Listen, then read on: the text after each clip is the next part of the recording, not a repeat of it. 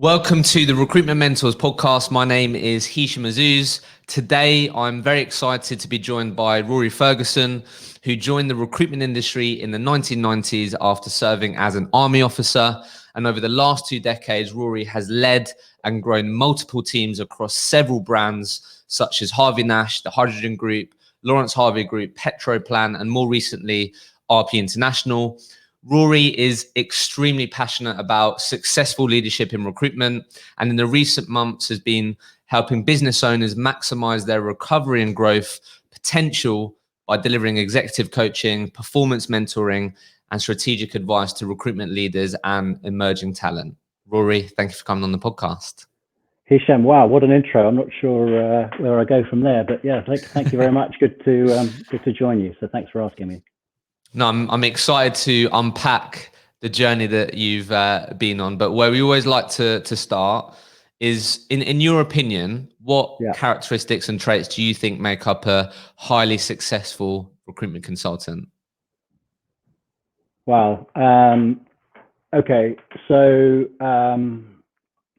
the people that I've worked with that have been most successful, I guess the most sort of the common denominators are they're massively goal driven, okay, and it doesn't matter what that goal is. You know, when I joined, it was all about the cash. I think it's less about that now potentially, but they need to be goal driven. Some of the best people I've worked with, you know, I have an example. Some guy wanted to set up a bar in southern Spain at some point. Now I can use that. There's someone's motivation as long as they've got that, because when recruitment is great, it's awesome.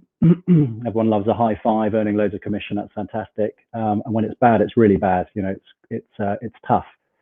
So you need that sense of a goal, I think, to bring you back in and keep you focused in the bad times as well as the good times. I think expertise is probably my next piece. So important to invest the time to be a credible expert in what you do. That helps with credibility. It also helps with your network. You know, I think people always talk about hard work. That's almost a given. And I think in the early years, there aren't many shortcuts. So look, if you've got a goal, if you're prepared to be an expert, if you're prepared to put the hard miles in, and if you're prepared to listen to those around you and absorb and work to a process that is proven, then that's probably the ingredients that make up that I can think of that probably make up the best recruiters out there. Right. So as I was saying to you before we started this, I haven't had a ton of people from the Harvey Nash brand. So I guess it'd be great if you could just, obviously you joined that company in 1994. It's gone on to be a huge, it's gone on to be obviously a huge name in the recruitment industry. So I guess before I start talking about early days for you in recruitment, what did that company look like when you joined it? How big was it? Like, I don't know, what did it look like? Look, massively different. I mean, I joined, I think it was 40 to 50 people when I joined. We were in an office in Covent Garden. And I think a lot of that size and shape of that business and how I then saw it grow was part of my, you know, that generated my desire to then try and go on similar journeys in the future. Actually, it punched well above its weight. I mean, I remember we were always trying to take on the likes of Michael Page and companies like that. It was a company that had a real sense of, I guess, purpose. And we felt we were on a journey. You know, it was privately owned. There were originally 4 owners of that business, but there were 3 that really went on and played an executive role within it. And it was great being part of that. It was an amazing journey. I was an IT contract recruiter into investment banking, we genuinely felt at that point that we could be the best in the market. Yeah, love that. And so, just for context, you stayed there for 12 years before you left. So I guess you were talking a bit about it there. But what I'm really curious about is what the sort of and you're talking about there in terms of you felt like you had a purpose and they had high standards, it seemed like. So from your point of view, looking back, what do you think were the sort of three non-negotiables of the sort of Harvey Nash culture that everyone abided by, do you think?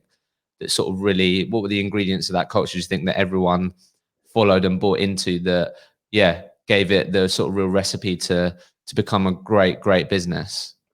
Yeah, okay. Well, we were really into brands. You know, brands was massively important. I mean, one of the unique things about that brand, certainly at that point, was we were working executive search at a senior level. So we had excellent profile. We had the ear of decision makers within companies. So there was always a big play on representing the brand appropriately. Good packaging, I guess, and everything that we did was really important. Look, hard work was the second one. We were all grafting. You know, back then, you know, everyone was putting a big shift in. I remember my managers now and the guys I sat with, I can visualize it now. And, you know, I was doing probably a couple of nights a week till 9, researching, mapping companies. So hard work was a given.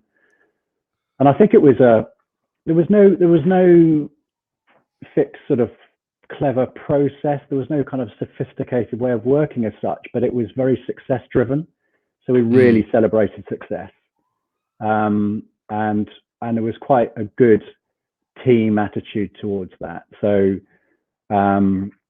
we really celebrated the success and the growth of the company. You know, I think everyone, you felt that everyone who was in that business, even though we weren't, we felt like shareholders. We felt like, you know, we had you know, we were on that journey with the owners. Those are probably the three things for me. It was a great journey to be a part of then. Yeah. So I'm interested in that. So let's just sort of put a bit of a magnifying glass on what that final point that you just said, because I feel like especially over the last year, I think that sort of purpose piece, or like me feeling like I'm someone that's really playing for the logo, and that's really important for me, and the company logo that I play for is really important to me, which means that when I'm feeling really down and it's just me in my living room, calling people, getting rejected, dealing with this sort of trials and tribulations of being a recruiter, but this time I'm on my own. I haven't got the sort of culture to soak up to pick me back up. Yeah. I guess you can draw on all your experience here, but I guess I'm just really interested in that, because I think that's what sets apart sort of good companies or great companies, right? Where you can actually really get your people bought into like being part of that journey. So I guess what, like, I don't know, how does that happen? Or like maybe where do people go wrong? Or I don't know, like how can companies actually tap into that? Because I don't know how many companies actually successfully do that, but there's companies that come to mind in the industry that I think it does feel like all the team are like so excited to be on this journey and they're playing for the logo. Yeah, but I think that's really difficult for a lot of recruitment business owners to truly achieve. So you clearly felt that. You're still speaking about those days so far. You're still speaking about it in that way. So I guess, I don't know, what comes up for you when you think how companies have achieved that or do achieve that? I would probably remember less of that detail from Harvey Nash, but I certainly subsequently worked with businesses that did it really well.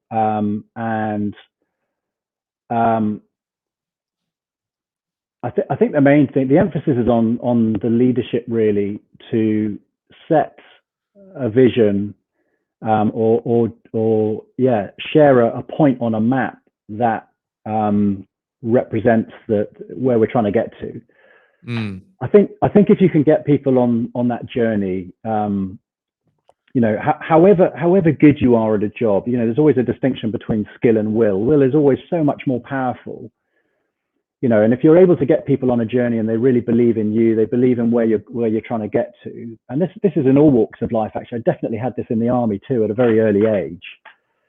If people buy into that sense of where you're trying to get to, you know, you very quickly, that's unbeatable. People get on the bus, they get on the journey, and that's where you unlock things like discretionary effort. So, you know, you've got a certain type of individual that is there because they have to be. They're doing the 9 to 5, whatever it is they're doing, or they're, in recruitment terms, it might be 9 to 6 or whatever. They're doing their calls, they're doing what they have to. But as soon as you can unlock discretionary effort, it's the kind of the day job plus. So I like that. Yeah, so it's the kind of the stuff that they're going to do in addition, and that I think is the secret sauce of a lot of these companies that have really nailed growth and progression, particularly over the last 5 years, is that engagement piece, how you get people on the journey and how you get everyone, busting their guts daily to make a difference. Yeah, I love that phrase, discretionary effort. I think that's really interesting. So I guess let's flip this then on where do you think people go wrong and sort of lead people not getting bought into them? So you've spoken about leadership and having a vision and these types of things. What typically drives people the other way and sort of pushes them in the way where they don't buy into it, or typical things that stop them from tapping into that discretionary effort in their teams? Yeah, so I think some of those things are, as you'd expect, are sort of the direct opposite of what we've talked about, and there's probably a couple of other things as well.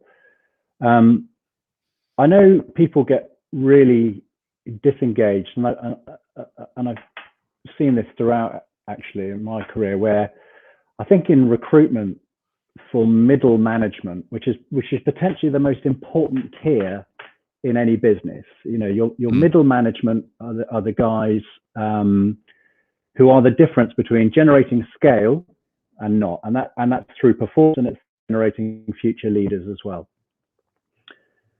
And when you've got a cohort at that level that are just driving inputs, as in they're driving activity, but it doesn't connect to outputs, I think that's where things start to fall down. I think if you're able to start with a goal, work out what your outputs are, and then relate your inputs to that in terms of driving that activity and everything, then great.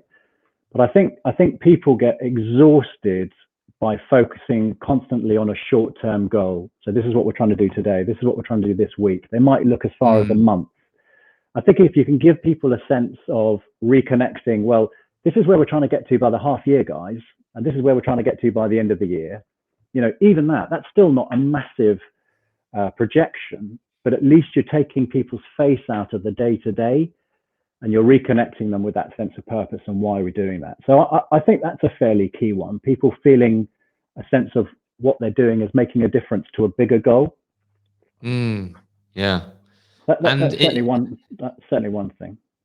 Yeah, it's interesting you say that, because having spoken to a lot of recruitment managers and leaders over the past couple of months, something that they've had to learn, and this has been quite common. I had a chat with someone today about this, and like we were talking about how they've sort of learned to get the best out of their team in the strange and different circumstances we found ourselves in. And the common thing that they've said is that in their meetings, they don't talk about numbers. They don't talk about the inputs. We're talking about they learn to not, maybe before in their reviews or monthly things, they would have been the main things they would have focused on. Like how many interviews you got this month, or how many clients you agreed terms with, in these things. And actually, it seems like that it's learning that actually no, we need to not talk about that and talk about how can I help you get to where you need to. And like you said, reminding them, it's what you just said. It's about, look, this is where we are today. Let's talk about maybe the areas that we can improve, things that you did well. Let's use this time to talk about where we're going on this journey, rather than talk about the KPIs you missed or the KPIs that you did hit, right? Yeah, I think just to set some context within that, I would never disregard KPIs or inputs. Okay, they have a role to play. It's a bit like Lewis Hamilton going out and doing his practice laps or his qualification, and you saying, we're not going to give you any splits, we're not going to give you any segment times, we're not going to give you any lap times. So you need something there to ensure that you're on track, you're going in the right direction. Yeah. But I don't think you want to have a disproportionate focus on that, is what I'm saying. I think the key thing is if you can just make it outcome orientated, then that's the way ahead. Yeah. So I know we've ended up talking a bit about leadership here, but I'm interested to hear about sort of Rory, the recruiter, right? So Okay. what I'm always interested in, so you spoke about Harvey Nash, 40, 50 person company when you joined. And by the time you left, you joined as a trainee, but then progressed to sort of leadership director level before you left. So I guess what I'm always intrigued about is that you're in a very competitive environment, right? Not only with your competitors in your market, but competitive internally, right? Yeah.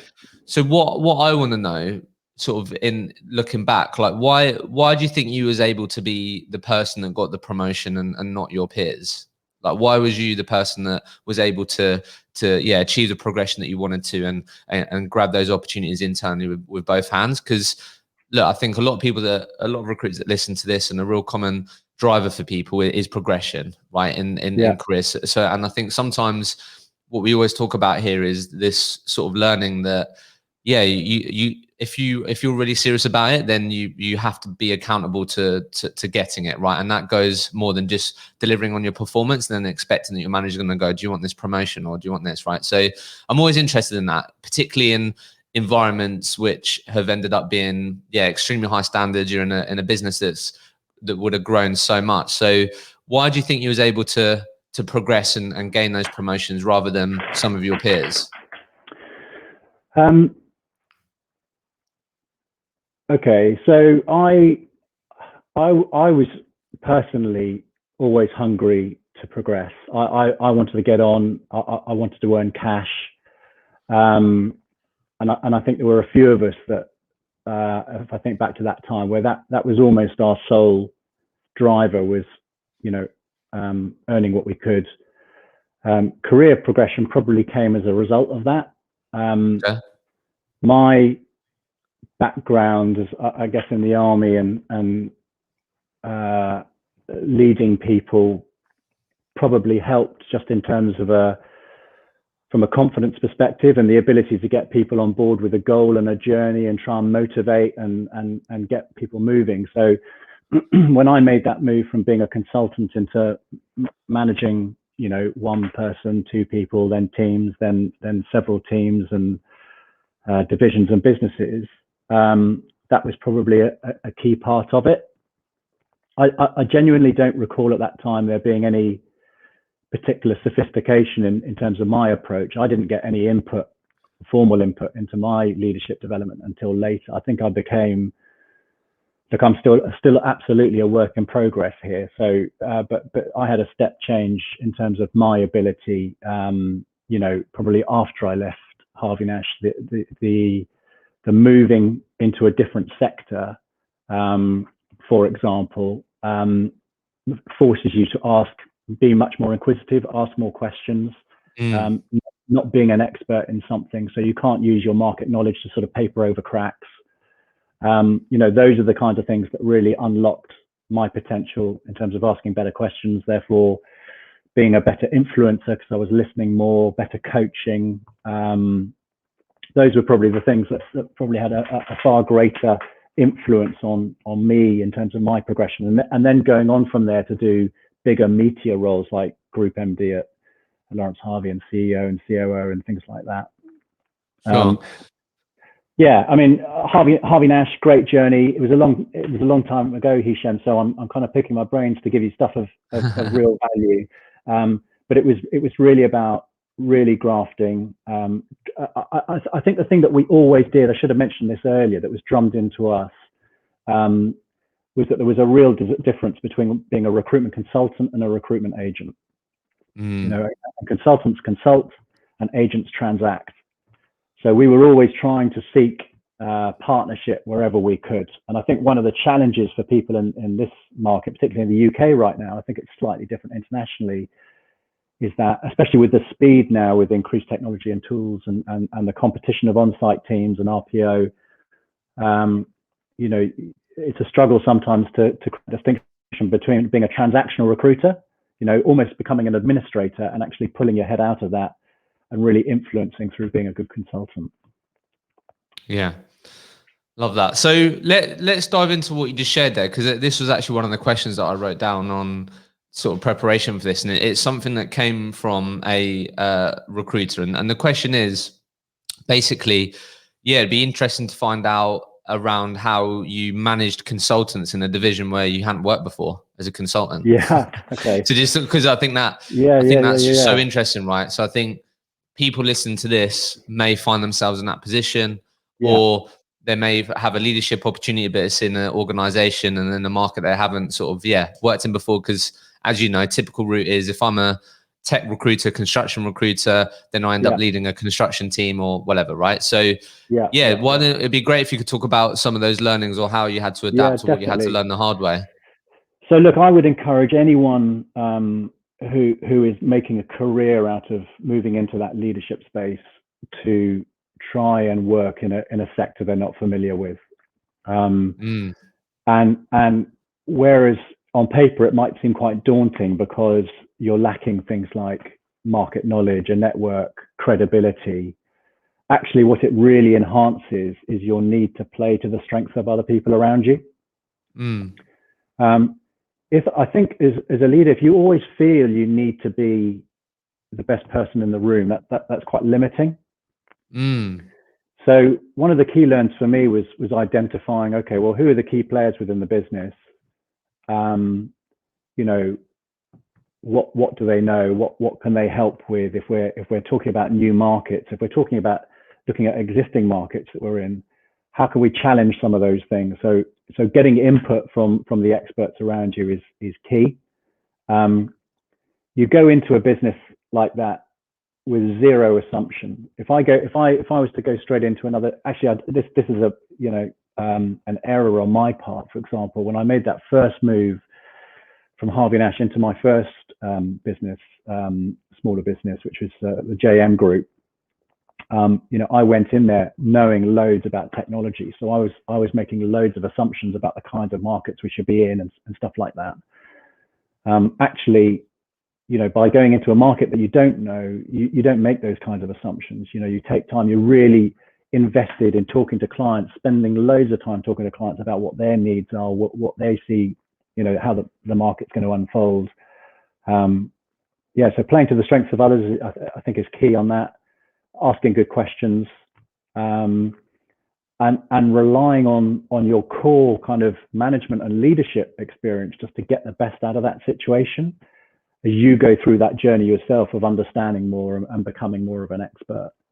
And that was a really, really good few years for me personally, in terms of moving into a different sector, which also took me internationally. I'd never worked the international markets before, so there were a few things sort of going on. Different personalities moving into a different business, that was challenging as well. So there was loads of stuff happening. But yeah, look, if you've got clear purpose, as we did, we really put the hammer down at that time, and became, in my view anyway, of course I'm biased, but we were definitely, in terms of the leading specialist recruiter in our space at that time, we were well up there across Europe, Middle East and Africa.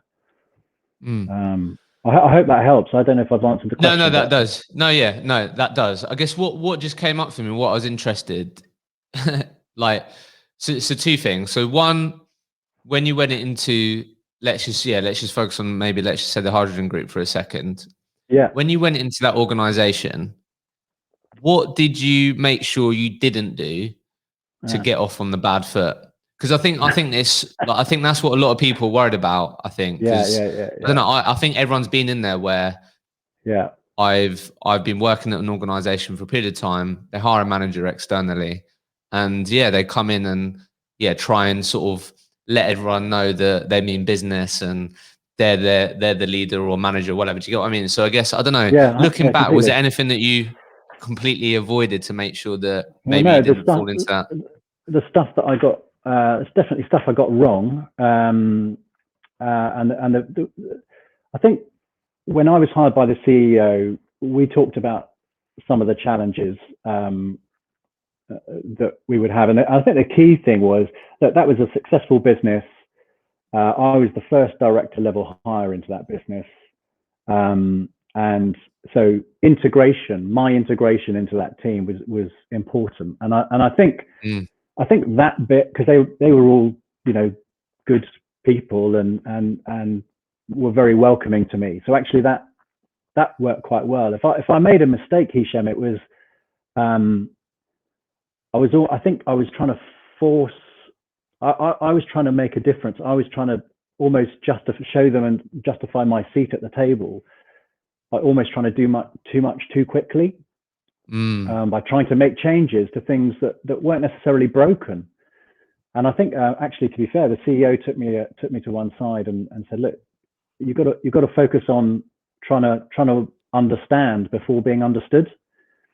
So really understand what the good stuff is in a business. So you're not trying to change the world. You're not trying to reinvent the wheel. So understand what is awesome about that business. Every business will have it. Every business will have that bit, whatever it is, or however small it is, doesn't matter, that you can build on and grow, rather than just trying to bluster in and go, look at me, why don't we do this? Why don't we do that? Why don't we do this? And I think if I had my time again, certainly, or anyone going into that, it would be, look, definitely spend the time getting to know your peer group, get really clear on your expectations. So what does the first 90 days look like? What does the first year need to look like? So everyone knows where you are, you know what success looks like, etc. But go in there, don't assume that you need to change the world in your first month. Understand, ask good questions, understand what the good stuff is, and build on that. Yeah, love that. Okay. And then the next thing that was coming up for me, because I think this is probably something you've had to learn, but or you've dealt with in the past. So I've seen this in various places, sort of online forums and just conversations that I have. Like, if you were to ask most recruiters, what was the main reason you left your last agency or job, right? There'll be a few different reasons, but one that would definitely be up there, top three, I'd say, is poor leadership, micromanagement. 100%. Yeah. I'm just like curious to hear from you, because you just spend so much time in this space. Like, why do you think leaders are unaware, or are they unaware that they're micromanaging? Yeah, no, I think that's a really, really good point. And it's definitely something as an industry that I'd like to see us do better. And I think a lot of managers manage like that because they were managed like that.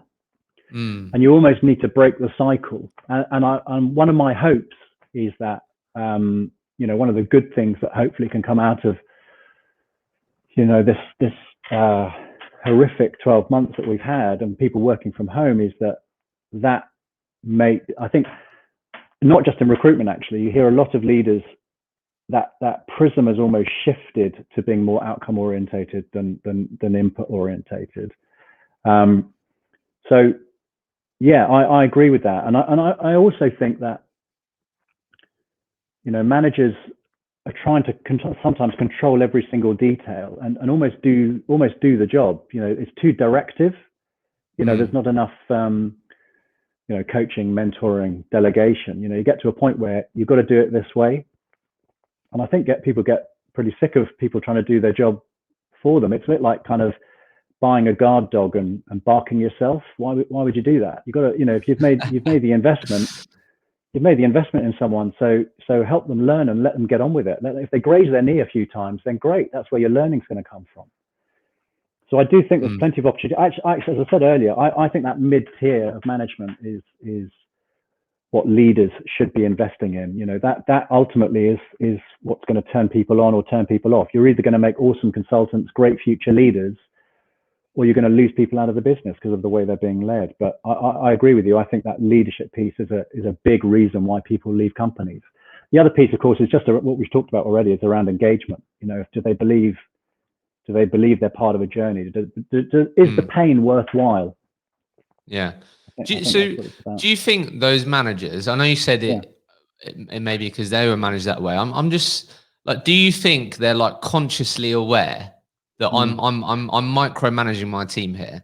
Like, is it? I know there's so many different nuances, but I don't know. Like, do you think that if I was to turn around to you and go, look, Rory, let's say in our sort of I've decided to leave, and in our sort of leaving interview, I go, look, the reason I'm leaving is because I'm micromanaged. Like, do you think most managers that micromanage would be surprised to hear that? Like, do you think they're actually aware that they're micromanaging? Well, look, firstly on that, I'd want to be clear on what someone's definition of being micromanaged is, because if your manager is showing an interest in your stats and your inputs and things like that, that's not necessarily micromanagement. Okay, so I only say that because, you know, I've definitely interviewed people before that feel that they've been micromanaged, or had feedback that we're micromanaging. We're actually, what we're trying to do is present data and statistics so that we don't need to do that. But because lack of activity is being highlighted, you know, people feel additional pressure on Yeah, that. that's fair. It's nice. I'm glad you did that, because it can be an easy thing to point at from if you're not willing to take accountability. Yeah, sure, get that. So if we take that as the context, look, I think there's a danger that people are celebrating the wrong things, and the mid managers maybe are being managed themselves like that. You know, maybe an awesome month is more about the CVs that have been sent. I mean, I walked into a business. I walked into a business where the sales floor were being managed definitely more on the amount of CVs they sent, the amount of time they spent on the phone. And if I went up to any one of them and asked what their target was in terms of their billing target, they were less clear on that. But they knew that they had to do this and this, you know, calls and CVs. You know, and you know, so look, that's the other extreme. It's not healthy. Yeah, no, okay, interesting.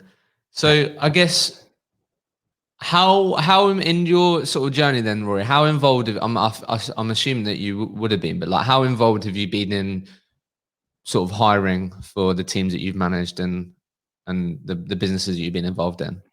Yeah, a lot. So yeah, at all levels. So if I think, yeah, I can think of a number of examples where we've hired either associate directors or directors at a senior level, hired within operations too. So whether across finance and HR, all the way through to entry level. You know, I enjoy vetting and selecting the talent that will come into a company.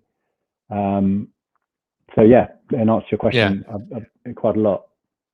So I'm just always, because as I'm sure you'll be aware, and it would have been a pain that you would have experienced, but obviously, the sort of ironic challenge of sort of finding it difficult to recruit for your own recruitment business, right? Yeah. I guess, I don't know, what have been some of your biggest learns when sort of fighting and wrestling through that challenge of hiring for the teams and businesses that you have hired for? People want to know, like, what is it that you've ended up? I know there'll be sort of nuances to each business and team that you recruit for, but like, what are the actual sort of fundamentals that you always look for in the people when hiring for the teams that you've been involved in or hiring for them? Because that's what people want to know, and it's beyond they need to be hardworking and these types of things. You know what I mean? It's people want to know. I don't know what have ended up being the sort of real core ingredients that you end up always trying to find in people when hiring for the businesses that you work for. Yeah. Okay. Look, there's a sense of ambition that has to exist. As I said earlier, this job is too hard, I think, for people starting out, particularly. But it doesn't matter where you are in your journey. It's kind of what's next. You know, why are you in it? You know, what you know, and is that tangible? How will you know when you get there? So they're working towards something. For me, it's also I think there's always a danger when you or when people try and hire in their own image. I think one of the great things to try and do is you hire people that might bring something a little bit different. You know, it's either a different approach, or they're from a different background, or maybe their hobbies are slightly different. But they're just bringing something that you haven't got already. I mean, if you're hiring in numbers, then obviously you're going to get some overlap. But I think the main thing is people with ambitions, people that have proved some form of achievement and commitment. Okay, they've either stuck at something, or they've made something work, or in their own time they've achieved something. So some sense of achievement, really simply, and a sense of where they want to go next, I think is at a base level. And would you be prepared to go out with them? I used to work with a director whose acid test was, would you go with would you go for a drink with them or not? Yeah. And it's like, well, yeah, I guess that's not a bad starting point. Yeah. So yeah. Okay. No, yeah. I just find that. No, I think I really like because you always hear sort of culture fit, don't you? But you're talking about culture add there, aren't you? And Yeah, culture add. I those think things. that culture Yeah. fit thing is potentially quite dangerous. Look, you don't want people who are going to react against stuff all the time. I've actually Mm, been that person before, where I've kind of reacted against, and I've done it for the right reasons to try and make something better. But actually, that's not necessarily helpful. But you want people, yeah, definitely culture add. It's an evolution. It's not your culture at any one point. Surely isn't a destination. It's part of the journey. yeah. Love that. And this sort of goes into this slightly a bit more on the sort of entry or sort of early on part of a recruiter's journey. But again, it's another question that I got in my inbox, which was basically you've had some real solid experience in building teams and developing people and these types of things. So I guess Yeah. the question was like, how have you in the past or continue at the moment, how do you help recruiters that are maybe early on in their journey cope with doubting themselves? Like how do you actually help recruiters break through those periods of where they may not believe or have the confidence that they can do this job and these types of things? That was just one of the questions which I think can sometimes be a big reason as to why the sort of turnover or why people leave recruitment. Yeah. It's just an interesting question that I had, like actual advice around Yeah. that.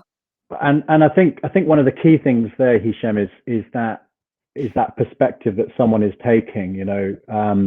Trying to encourage someone to look at a longer term perspective rather than however bad their current situation is. They're probably looking at a week, or they've had a deal drop out, or they can't get any interviews, or those are all things that you can work with. If someone has the desire and the will to make a success of it, you can work with that. The skill is just stuff you learn, Yeah. and people will learn it at different rates, but you'll learn it. And if there's a particular area to adapt and work with, we can do that over a period of time. The key thing, it all comes back into, well, why did, what was your purpose for coming into this in the first place? Let's try and reconnect with that. Yeah. Just because it's not working right here and now, especially in the current climate, that's no reason to suggest that you won't make a career out of recruitment.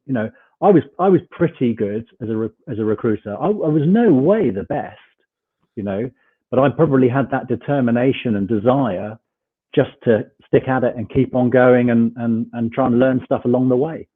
Yeah. No, great. And then sort of final piece on this, which I find really interesting because I'm speaking to more and more businesses about it. So I've spoken to a number of recruitment agencies over the last few months who felt like, again, the sort of positive impact of the sort of last 12 months is that it has enabled recruiters to sort of be more open to their like spending time on their own development Yeah, and great. personal development. Yeah, So I guess one of the questions that I had and what someone sort of sent me was around like so one, as a recruitment business owner or a manager, I may feel really passionate about that. I think sort of people on my team should adopt, like we should have a learning culture, right? That's something that I believe that we should have. So I guess in your experience and in your journey, like how have you impacted and have you impacted sort of the culture to be more of a learning culture and encourage how can people get recruiters to encourage spending time on their own development? Like how have companies done this and impacted that? I think that's a really, really good question. And I think often people in our industry are searching for, and it comes up in reviews or something. I want development, but sometimes when you channel into that, it's like, well, what is that? What development in what? And that's not always clear. There's just that sense of, well, if you develop me, I'll get better. So I think you've just got to get clear on what are the things that are going to really make a difference. And for me, there's a clear distinction between sales training, recruitment training, and there are some awesome recruitment trainers out there. Are you just trying to get better at the art of recruitment? I call it an art. I'm sure people outside recruitment wouldn't necessarily call it an art, but it is, it's, if you do it well, it is an art. Some people will have better conversion ratios than others. Therefore, they're doing something differently. That is stuff you can learn. Okay. For me, the big difference is when you start taking that away and you start looking at managing people in terms of you're trying to get in their head a bit, you're managing their mental state, you're managing their perspective. Recruitment, it sounds like a really cheesy line, but for me, recruitment, you win or lose in your head. If you are channeled, if you are working in an environment that is there to support and promote what you do, if you are getting the investment, and your mind is together, you are game on, then 9 times out of 10 you'll do well. So, and a lot of that, but we don't really start with that that sort of coaching, sort of almost like executive coaching. Really, we don't start people on that journey until they put their hand up for some kind of management or leadership type role. That's the bit that is really worth investing in for me. Because you're shaping careers, you're giving people an opportunity to advance themselves, but also actually they're learning stuff that is outside recruitment that is still really relevant within recruitment. That's interesting. So I guess as we sort of come towards the end here, it'd be great to just talk a bit about the things, the common things that you've been seeing with the people that you've been working with, and these types of things. So I guess, like I said in the introduction, it seems like what you're trying to help a lot of people with now is to sort of fulfill their potential. Yeah. So I guess, and maybe we're talking a bit about here, the sort of mindset, which is what you may boil it down to, but what do you think a lot of the time prevents, I don't know, recruitment leaders, business owners, or just teams in general in recruitment, sort of stop them from, hold them back from fulfilling their potential, do you think? What do you continue to see and have continued to see over the last 6-7 months since you've been supporting people? So I found this bit really interesting. I mean, the great thing about working in a consultancy role is you just get exposed to different businesses, and obviously you're not the competition. So it's great to be able to slice open a business and just be able to look at the stuff that they do really well, but also the stuff that needs work. And it tends to come down to different things. I think sometimes if we work at the top down, so owners, I think, or business leaders often find it difficult to step back from the detail and look at the broader play. So whether they're in a billing role, in competition with their other billers, that's quite a common situation for businesses up to a certain size. And I use an analogy there of, I don't know, do you ever follow American football or anything like that? Yeah, I do. Yeah. Okay, so American football. So quick analogy here. So American football, you'll know that you get that line of scrimmage, you get an offensive line, you get a defensive line, and the offensive line is obviously just trying to protect their quarterback from the defensive line. So they're both in the push. Yeah. Okay.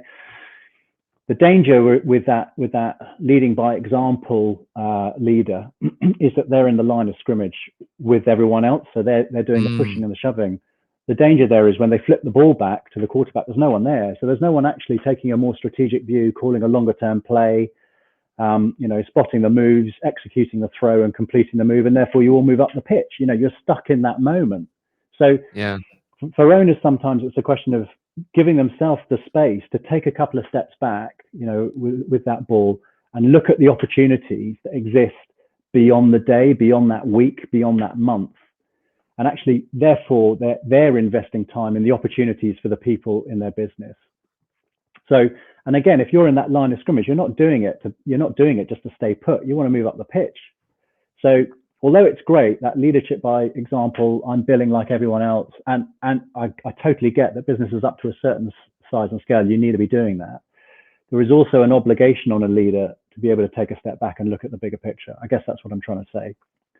Yeah, next level down is really in that management tier of combining their own billing performance and not becoming almost too much of the quarterback.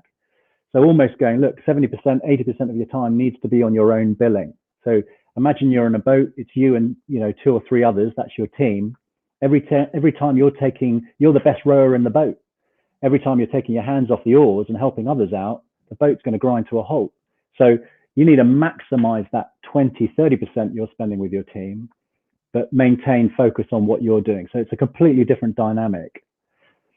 And then for recruiters themselves, again, it's a little bit of mind space. Why you're doing it, reconnecting with your journey and your purpose, but also actually holding yourself to account as much as possible, staying outcome orientated, but putting in the hard yards that are going to, based on your own conversion ratios, to enable you to hit those outcomes, earn the cash, progress, whatever your motivation is, set up that bar in southern Spain, whatever it is, so that you're able to progress and move on. So I guess in a really kind of elaborate way, we come back to it's about everyone playing to position.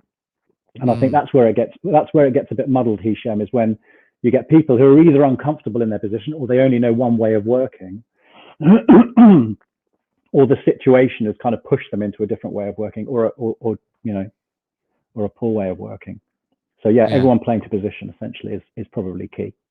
Yeah, no, I love that. That's really interesting. So look, you've been in the industry for some time. So I guess, again, what you just spoken about there is you've been able to, over the last few months, have unique insight, and obviously you've been involved in different companies in the last few years. I guess, I don't know, when I say to you the future of the recruitment industry, or what sort of companies are doing really well that you think will enable them to maximize their potential, what comes up for you?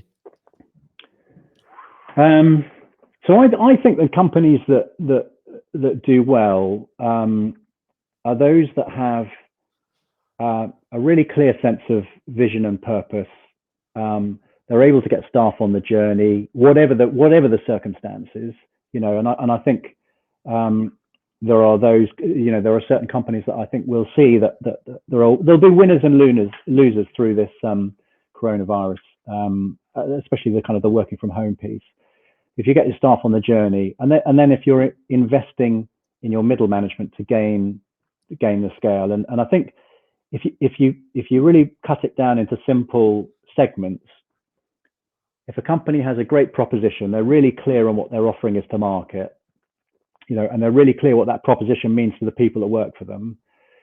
If they've got the right people in the right seats, and they're also clear about future seats that are available to them, and you're developing those people, and then if you have the right processes in place to ensure that your people have every chance of making a success of their career and they're supported, that's fundamental too. So great proposition, awesome people, or people with potential, and good processes. I think those are the things for me. That for me, if I'm ever looking at a business, those are the three key things that I would look at to try and gauge, the sort of impact, if any, that I could have on a company.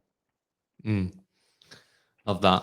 So I've got 5 final questions for you before we finish. Okay. Okay. All right. So first one, some easy ones. First one is, if you could change the industry, what would you improve? Oh my word. Okay.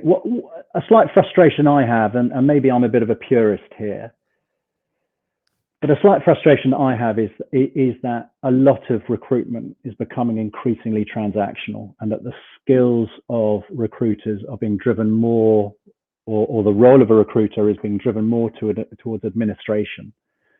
So I receive a role over a portal, I use LinkedIn to find a candidate, I match them, and then I'm just going to sit there and cross my fingers. I might organize a few interviews along the way, but let's hope we've got a deal. I would like to see recruiters, if I could, change something, step up in terms of professionalism and partnership. And I would love to see recruiters have more confidence, more pride in what they do, and look to influence through that process.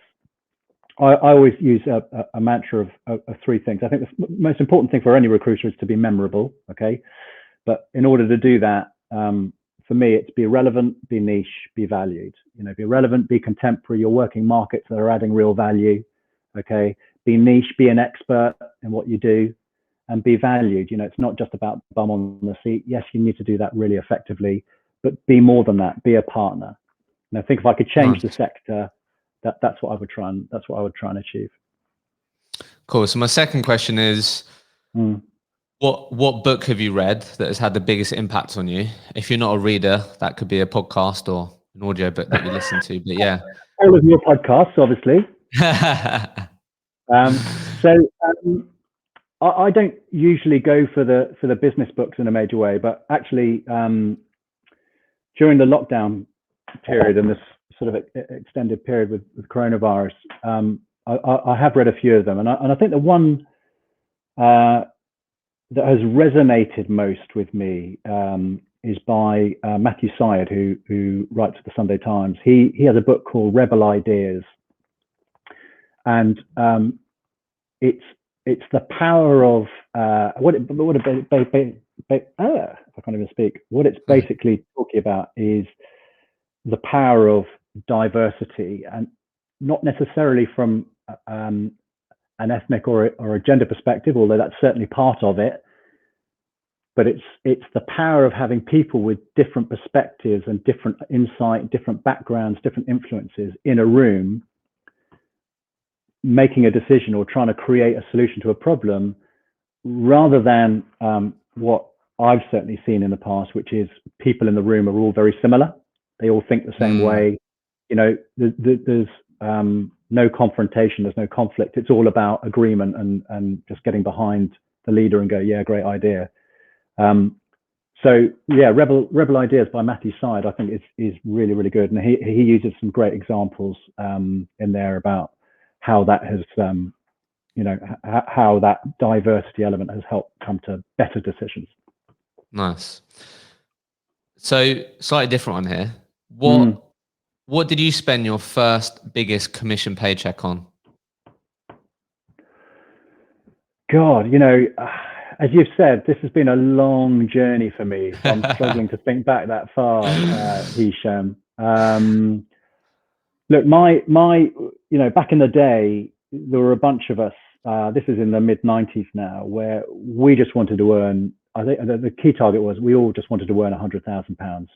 Yeah. And back in those days, if you take inflation year on year, it's probably 200 grand now. Okay. Yeah. That was what we were just gunning for that. And I remember the guy who got there first. He was very, very good. And so yeah, we that's what we all wanted to do.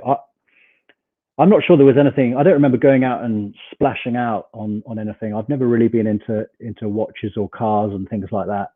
But I do think it probably got me on the property ladder. So I got my first flat.